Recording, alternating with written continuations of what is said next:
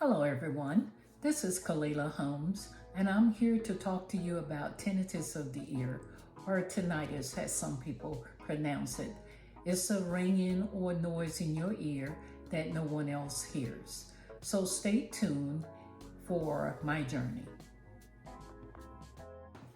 Hi, this is Kalila Holmes again, and I wanted to start off to talk about my tinnitus of the ear, my journey, and I'm not sure when it started or when it began, but I know one day I just woke up.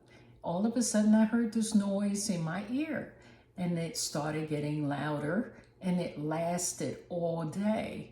And it wasn't just in one ear. It started off in my right ear. Then all of a sudden I noticed it in my left ear. And it was all day, 7 days a week, 24 hours a day. And it started me to get very anxious and confused and depressed. And I'm like, what is going on with this noise in my ear? Where is it coming from?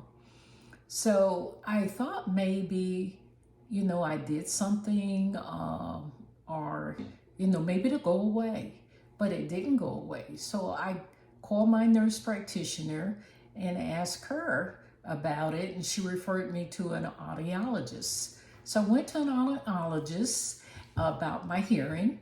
They did a test on my ear. Of course, had some loss of hearing in my right ear, and but that was it. I could still hear it pretty well.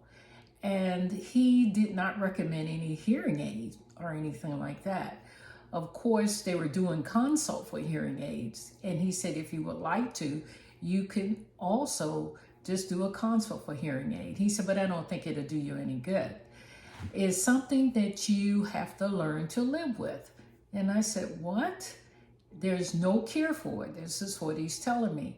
You just have to learn to live with it.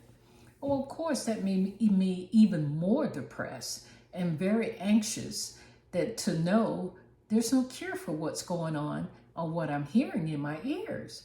So I told him I'm hearing this noise 24 hours a day, 7 days a week. It's keeping me awake. I'm making me depressed, and I'm having bad thoughts. And I did not know what to do, who to turn to, or what. There was nobody to help me, nobody to give me any kind of information. And so, I left out of his office more confused and more depressed than when I first went in. So I decided to do some research of my own. So after the research, it made me even scarier, because it was like, okay, you're going to get dementia, you're going to get Alzheimer's, or it's coming from your brain. The hearing noises that you hear is not coming from your ears, coming from your brain. There is nerves in your brain that's trying to interpret the noise that's coming through your ear. And that's why you're getting this sound. Okay, so what do I do about it? So I talked with my nurse practitioner, who's my primary physician. And of course, she didn't know anything about it, know what to do. I don't even think she even understood what I was saying.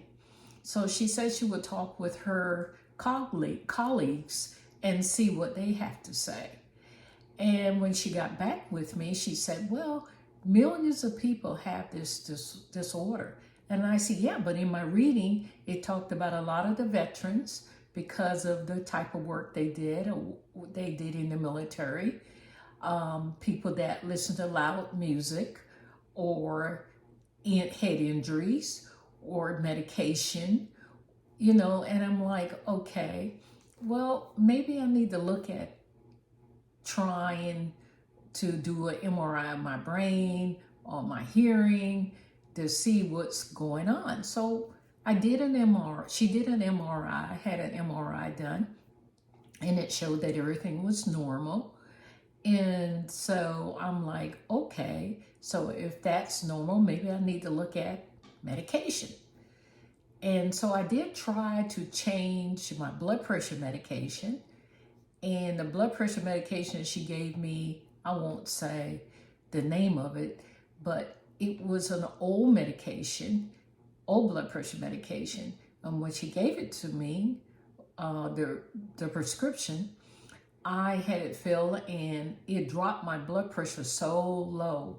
It made me so weird and dizzy.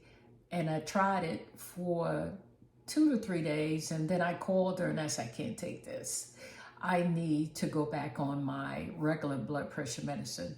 And she got a little upset with me because she was like, well, you don't want to ask to change it. And I said, yeah, I was trying a process of elimination to find out what's causing this problem in my ear, this noise in my ear. Well, when I read about it, blood pressure medicine can cause tinnitus of the ear. And of course, they said being under a lot of stress, which I was. I was a nurse manager. I've been a nurse for 42 years. And I've been under a lot of stress. And if you're in the healthcare field, you know it can be very stressful. And so that's, you know, I'm retired now. So why am I still having this noise? You know, if it's stress and I'm no longer having stress, why don't it go away? Again, no one could seem to help me.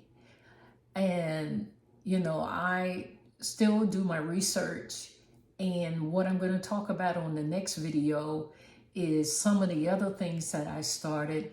And, you know, like I said, I'm using this platform to try to connect with others or families or friends that have tinnitus and what they have done or treatment they have used to try to decrease the volume or eliminate the tinnitus.